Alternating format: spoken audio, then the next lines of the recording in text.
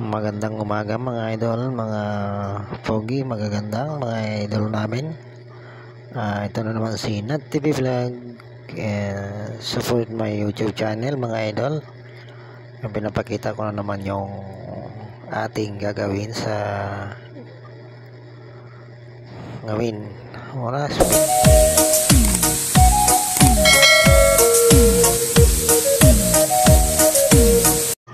Una sa lahat mga idol, binabati muna kayo ng magandang umaga.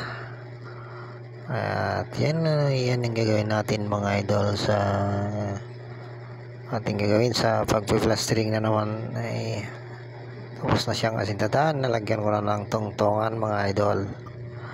At maraming salamat sa mga nag-subscribe sa akin mga idol, and sana pagpatuloy yung pagsuporta sa YouTube channel ko para balang araw mga idol makikilala din yung YouTube channel ko.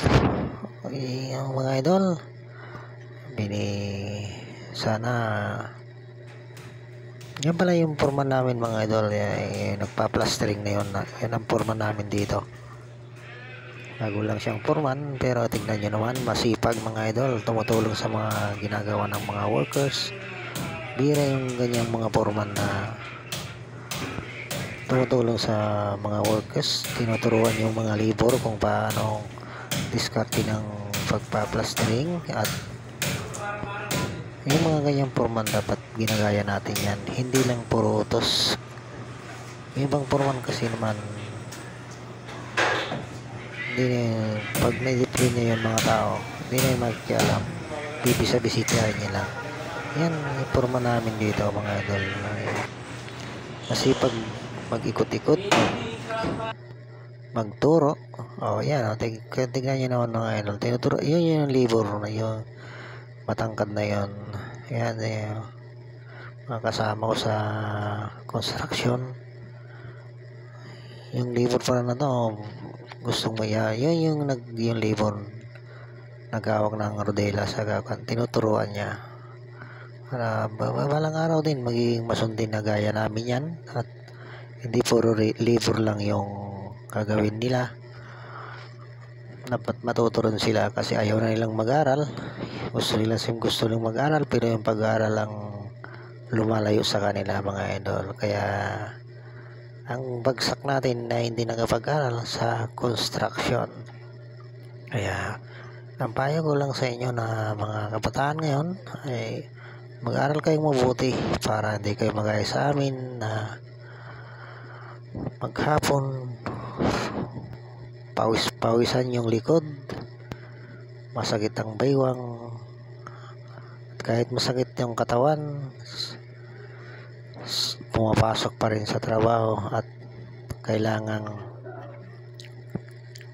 pumasok para kumpleto yung isang linggo sa sahod namin. Kahit kakarampot lang yung sahod namin, tinatyagaan namin kasi no choice kami mga idol, no choice kaming hindi magtrabaho kasi sa buhay construction lahat ay hindi nakapag-aral. Kaya sa daming construction boy na pumapasok sa construction kasi tulad ko hindi nakapag-aral. At salamat din mga idol sa mga nag-subscribe sa akin. Inuulit ko, ayan yung labor ko, kinakamot na yung Makati. Makati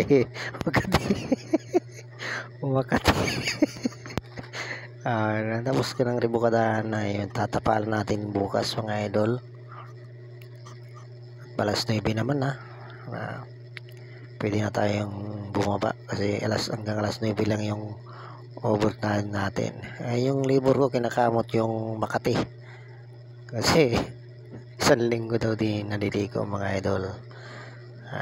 Pagpasensya nyo yung labor ko kasi mahirap kasi dito pag di ka gumising ng maga, hindi ka talaga makakaligo ng maayos. Okay mga idol, sa susunod na naman na video, at support na my YouTube channel mga idol.